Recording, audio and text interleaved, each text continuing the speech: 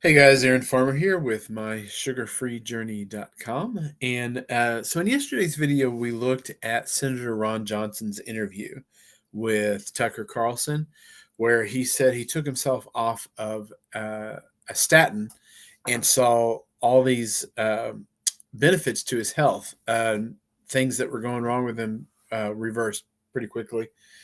Um, and so we talked about that for a few minutes in the last video, and you can go back and listen to that if you want to. We also talked about how he started taking um, uh, hydrochloric acid tablets, um, like betaine HCl was the name of it. And if you look on Senator Ron Johnson's Twitter, he actually has a picture of the actual supplement that he takes. So he increases the amount of stomach acid in his stomach, and that helped with a lot of the acid reflux that he had. So stopping the statin, increasing the amount of acid in his stomach, not decreasing the amount of acid in his stomach, and that fixed a lot of problems. It's not something that I haven't heard before. In fact, I've heard that a lot. One of the first doctors that I'd ever listened to, his personal story was when he took a statin. He lost his mind, developed dementia very, very quickly, and had all kinds of health problems. And it was when his family had to help him get him off the statin that all the dementia problems reversed themselves. Um, Believe it or not, I'm trying to think of the doctor's name, but for some reason, the name I keep coming up with in my head is Dr. Spaceman. Let me see if I'm making that up.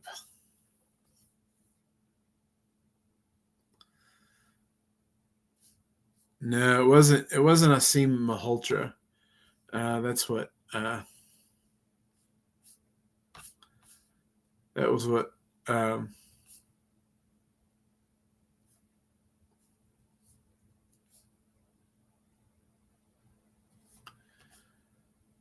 all right. Sorry, I should have looked at it before.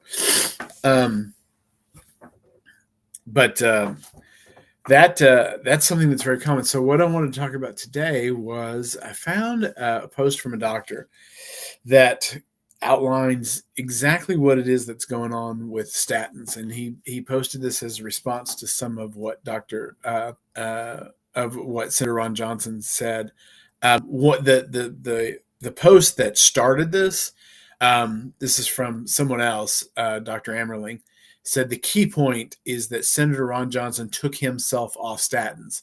This is what everyone needs to understand. Your doctor will never take you off statins or other equally harmful medications. You have to assert your authority.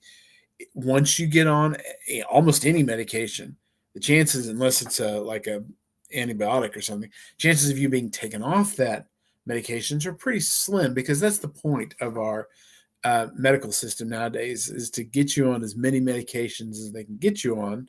That's why everyone is polypharmac. Everyone has blood pressure medications and statins, and that's why SSRIs are being prescribed at such high numbers, and the age of the people that are getting medicated with SSRIs is getting younger and younger. That's why it was so important to get everybody to get the COVID vax, and not just the COVID vax, but a booster every 6 months. And if they'd have had their way, we'd all been lining up to get a COVID booster every 6 months, because that would have put money in their pocket. And not saying that you should not have taken the COVID vax. There are, I think, some people who were elderly and had a compromised immune system that probably could have benefited from taking the COVID vax. But the idea that you're trying to force it in everyone's arm, God, it's so stupid. Just wild times. I cannot wait till we get a little bit of distance, between COVID, and enough time to really kind of unpack how crazy that time was. It'll have to be after Trump leaves office, because he's Trump distorts everything. If if Trump is for something, then the left has to be against it. So I mean, that was why. Anyway, I won't go into that. But just Trump distorts everyone. It makes their views uh, line up. You know, you if you don't like Trump and Trump is for something, then you're against it, and it's hard to. I think it's hard for us to think rationally in a Trump world, and hopefully that'll come back. That'll come back and kind of right itself after he leaves his his time on the stage. We'll put it that way. So here's what this doctor wrote. It's extremely rare for doctors to deprescribe statin drugs. When patients report side effects, doctors often dismiss them, saying statins can't do that, or they simply switch brands or doses. But this problem runs deeper. And that was something that I noticed. You'll your doctor puts you on a statin and you'll start getting these pains. You'll start feeling weakness in your muscles, or you'll start getting injured. You know, you're playing basketball or something, and a ligament goes out, and you sprain your ankle. You know, weird things start happening, and you tell your doctor, "Oh, all of this started happening when I started taking the statin," and the doctor will tell you, "No, statins don't do that. They do that." But they'll tell you statins will do that, and then he said, "But we can change the prescription and put you on a different statin and see how that works." Problem is the statin. So she continues. Most doctors aren't familiar with the true mechanism of action of statins. They prescribe them without understanding how depriving the body of mevalonate, we'll pronounce it mevalonate, leads to a cascade of direct effects. This lack of curiosity is not only a disservice to patients, it's downright dangerous. Patients are often bullied into taking statins, and I've had this happen before. In fact, I have it happen really every time we go to the doctor's office, because my wife goes to I forget she goes to a specialist, and I forget it's a hormone doctor, an endocrinologist. And every single time that we go in there, the doctor, without even checking her blood cholesterol levels, wants to put her on a statin, and she's not ever going to take a statin. And so we feel this pressure every time that we go in to get on a statin, and we're just never going to do that. So she says, patients are often bullied into taking statins with fear as the primary driver. Doctors leverage the risk of heart disease to push these drugs, ignoring patient concerns about serious side effects like myopathy, memory loss, et cetera, et cetera. The memory loss, man, that's way more common than anybody talks about. Memory loss on a statin, and you kind of blow it off because usually you're not on a statin until you're older, and then you think, it's just part of aging, it's part of getting old, and that's just not the case. You're supposed to be of sound mind until the day before you die. Again, my 96-year-old mother-in-law lives right on the other side of this wall. This woman is 96 years old, and she started to fade a little bit, but man, she is the healthiest 96-year-old person that you will ever meet. She's strong. She's she's with it. She can't hear because she's deaf. She's got these hearing aids that she cranks them up and does her best to hear. But I mean, it's amazing how healthy this woman is for 96. If doctors study, and this is the Dr. Holman continuing, if doctors study the science behind statins, they know why these side effects occur. Statins inhibit HMG-CoA reductase, blocking mevalonate production, which is crucial for cell membrane integrity, nerve function, and more. And this is what I've talked about. It blocks cholesterol, and cholesterol is the basic building block of your cells.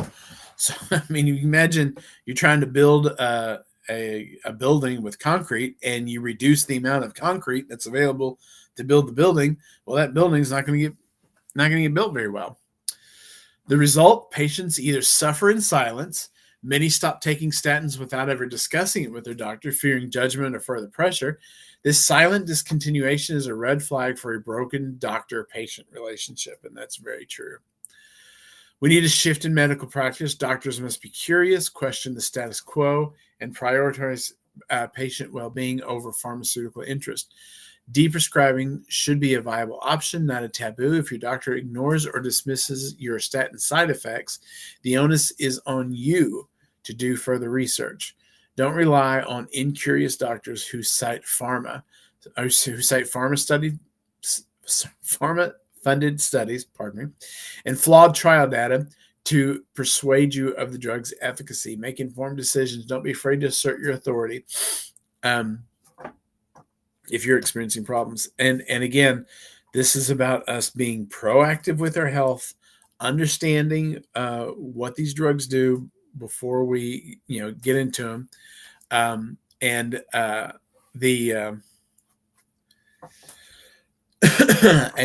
I understand what a big ask that is. When I started taking control of my health, I had to read a lot of books. I've probably read hundreds of books on diet and statins and trying to understand why my blood pressure was so high, even though I lost all this weight. Trying to understand all these different things, and it's a lot. And most people don't want to do that. Most people want to go to the doctor and have the doctor, I've got this problem. And the doctor says, well, here, take this pill. And they say, okay, thank you very much, doctor. And they leave. And I totally get that. I totally understand, because that's a much nicer way to live. But the problem is that you find yourself at the mercy of forces that maybe you don't understand all too much, and at the mercy of these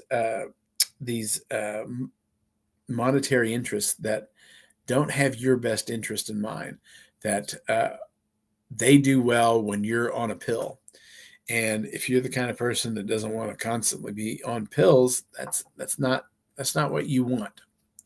That was a decision that I made, was I was not going to be a person that was on 100 different pills.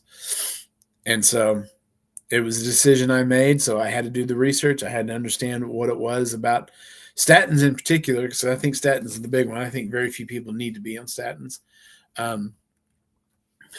But, again, I'm not a doctor. You should look into that yourself. So, and I'm very glad, again, for Senator Ron Johnson for talking about this and for kind of putting it out into the air, because I think that we need to discuss these things, and they need to be part of our time talking about our health. I think statins are an important tool. If you have a high level of ApoB cholesterol, then there are probably certain circumstances where some people should be on statins. But the where we're at now, where it's just, if you go in and your cholesterol is above a certain level, you just get on the cholesterol, and looky there, 80% of the people that come into the doctor's office have cholesterol above that level. Man, that's just not a good place. That's not a good way to live. That's not a good way to do this. It's not a good thing to have happen. And so we've got to do our own research and understand that just because your doctor says something doesn't necessarily make it the gospel truth, and it doesn't mean that your doctor's a bad doctor. Your doctor's in the same boat as you, in that they don't have time to learn everything there is to know about everything there is to know, and they're just trying to do what's best for their practice. As far as statins, I think even the doctors that have questions are kind of the mind that it won't harm you and it might help you. And so why not prescribe it? And that's a decision that you're going to make.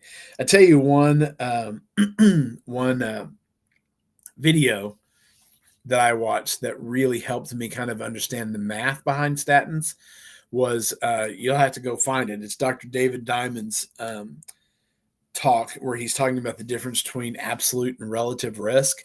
And so what they do is they when they do their they report their findings, they report the benefits of the drug in the relative risk.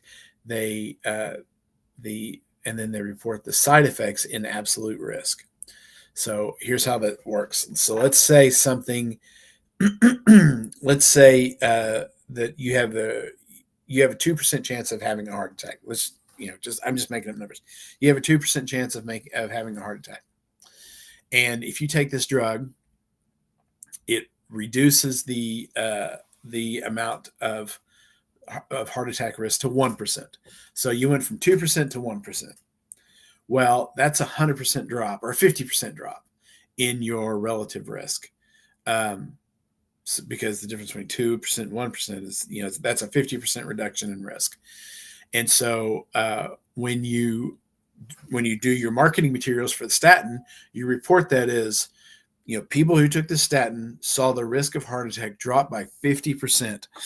And you see, golly, a 50% drop in your risk for having a heart attack? Absolutely. Put me on this statin. That seems incredibly important. And so that's that. When it's a benefit, it's in the relative risk. However, if there's a side effect, so now let's say that you have a 1% chance of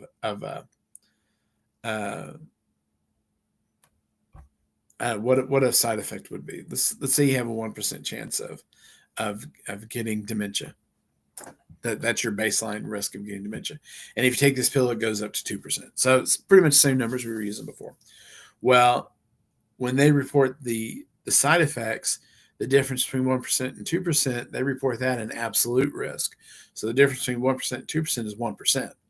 So, and they'll say it reduces your chance of getting a heart attack by 50%, and it might increase your chance of getting dementia by 1%. You see the difference?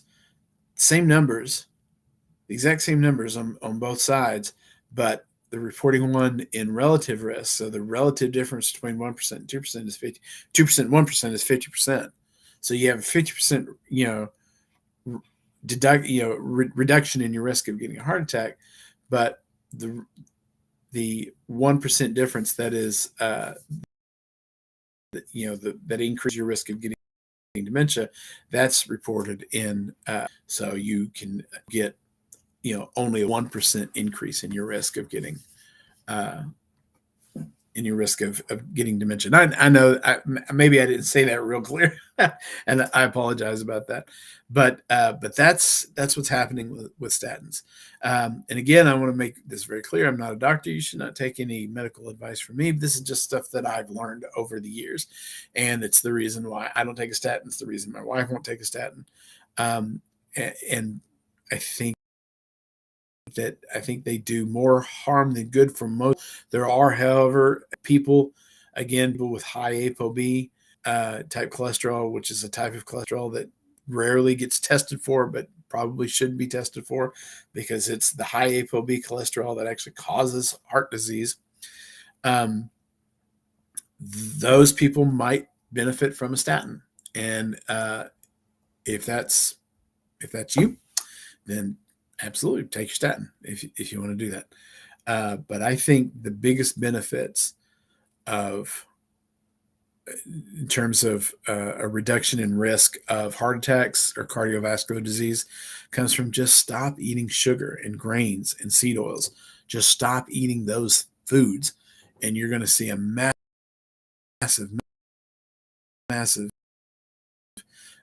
decrease in your and you're going to see your trig and blood lipid numbers come down to a normal range. And that's what I would do if I were you. before I got on Ozempic or started taking, new statin, or started, getting to the point where you're taking 4 or 5 pills a day for your health, take control of your food intake first. Stop eating sugar, stop eating grains, stop eating seed oils, and see what that does for you. All right, guys, that's it for me today. I appreciate you guys watching. If you have any questions, reach out to me on the website, mysugarfreejourney.com, or here on the YouTube or X page. Actually, I talked to quite a few of you through the X page more than anywhere else, but I enjoy talking to you.